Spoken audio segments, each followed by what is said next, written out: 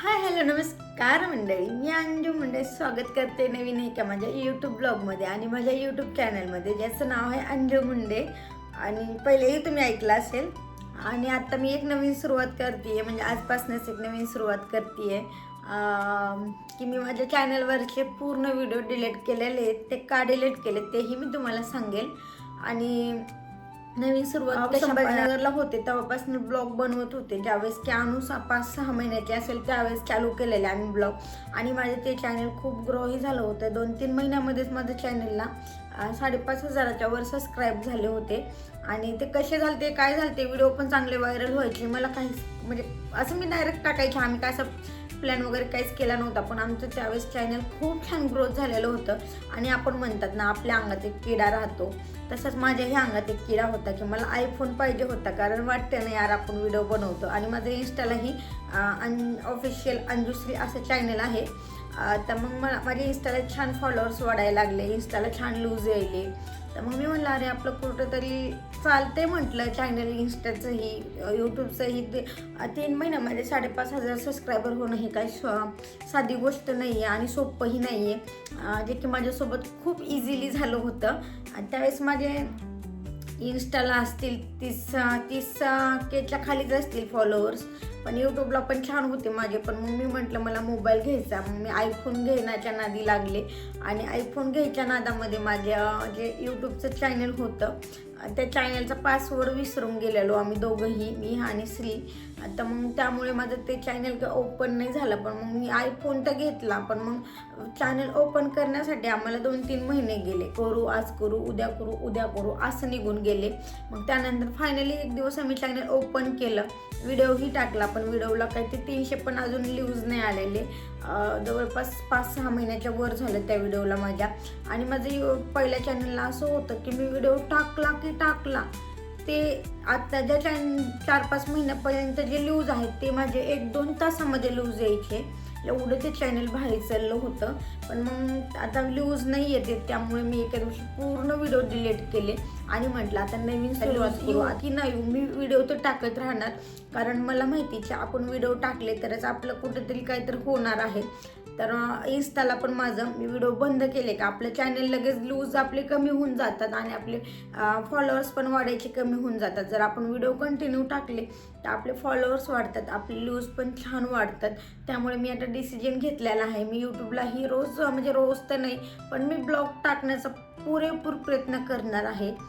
जसा की मी संभाजीनगरला daily blog टाकत होते, त्यावेळेस तर मला एडिटिंग पण येत नव्हते. मी व्हिडिओ शूट करून ठेवायचे आणि मग श्री यायची वाट बघायचे. मग ते ड्युटीहून आल्यानंतर परत मी एडिटिंग त्यांच्याकडून करून घ्यायची, नंतर ते मी व्हिडिओ पोस्ट करायचे. कारण एडिटिंग व्हिडिओ वगैरे असे बनवायचे मी आपल्या स्टोरीला वगैरे किंवा व्हॉट्सअप स्टेटस टाकण्यासाठी असे व्हिडिओ बनवायचे मी. पण एवढे मोठे ब्लॉग मला एडिट करता नव्हते येत, काही माहीत पण नव्हते फंक्शन वगैरे. ॲप माहिती होतं पण ॲपमध्ये 1-2 वेळेस ट्राय केलं पण जमत नव्हतं. मग फायनली एक दिवस श्रीनगरला गेले होते, त्यांचा मित्र आलेला होता हैदराबादहून त्यांच्यासोबत. तर मग मी म्हटलं असंच मनात विचार आला आपण किती दिवस त्यांच्याकडनंच व्हिडिओ एडिट करून घेणार आहेत, आपण पण प्रयत्न करू. तर मग मी एक दिवस सहज व्हिडिओ एडिट केला. तर व्हिडिओ माझा तो 3-4 दिवसामध्ये 800च्या पुढे व्ह्यूज आले त्याला. तर मग मला खूप छान वाटलं. मग त्यानंतर माझा व्हिडिओ मी स्वतःच एडिट करायचे. पण मग आता असं होतं मला एडिटिंग येते, सर्व येतं आणि मी टाईम असा घालते की दुसऱ्याचे व्हिडिओ बघण्यामध्ये माझा टाईम जातो. आत्ता पण केलं तर मी डेली ब्लॉग करू शकते, पण माझा टाईम मी हाताने घालवते आहे. जे की मी फक्त लोकांचे ब्लॉग बघते, अरे त्यांचे ब्लॉग बघतात, त्यांचे लूज वाढतात, ठीक आहे. आपल्याला नाही येतं मग आपण का करत नाही. आता मला येतं त्यामुळे मी पण करणार आहे. आता आजपासून माझी नवीन सुरुवात आहे, त्यामुळे पहिले जावा माझ्च्या चॅनलला सबस्क्राईब करा, माझ्या व्हिडिओला लाईक करा, शेअर करा आणि कमेंट करून सांगा जर व्हिडिओ कसा वाटला. आणि माझ्या इन्स्टालाही 50Kच्या समोर फॉलोअर्स झालेले आहेत. तर मग तिकडे पण खूप छान वाटतंय मला, कारण माझे फॉलोअर्स वाढत आहेत आता इन्स्टाला. आणि व्हिडिओ बनवण्याच्या मागे पण खूप स्ट्रगल असतो. काही जणांना वाटतं अरे व्हिडिओ बनवतात काय काम आहे, रोज साड्या घालतात व्हिडिओ बनवतात, पण तसं बिलकुल नसतं. आपण जर 30 सेकंदाची रील्स शूट करायची म्हणलं तर त्यामागे खूप मेहनत राहते. ती मेहनत कोणाला दिसत नाही, फक्त आपल्याला प्रमोशनला आलेल्या साड्या आणि आपण बनवलेले व्हिडिओ एवढंच दिसतं बाकीच्यांना. पण जे बनवतं, जे रील शूट करतं त्यांना माहिती असतं की त्याच्यामागे किती मेहनत आहे. कारण एक रील्स जर शूट करायची म्हटलं आपल्याला तर एक रील्स एका टाईममध्ये शूट नाही होत. तरी मी रील्स जास्त म्हणजे मी एडिटच नाही करत. कधीतरी एखादी कोणती तर केली तर करते, नाही तर मी रील्स डायरेक्ट काढते आणि पोस्ट करते.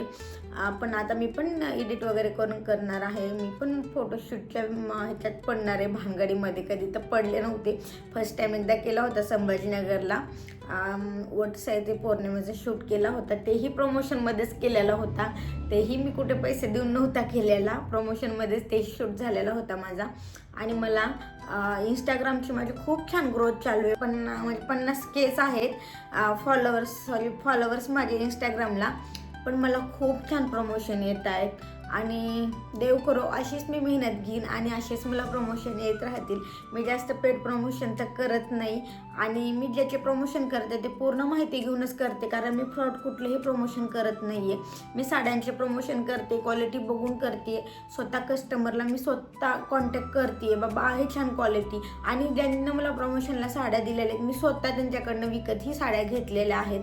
त्यामुळे मला मी ज्यांची क्वालिटी आहे त्यांच्याबद्दल बार प्रमोशन करते. आणि असं नाही की मी आज तुमचं रील्स टाकली उद्या मी तुमची माहिती नाही द्या, असं बिलकुल नाही करत मी. त्या समोरून जर त्या ताई म्हटल्या आमचं अजून एखाद्या वेळेस तुम्ही रील्स वगैरे टाका, स्टोरी टाका, पेजची माहिती द्या, तर मी परत देत असते.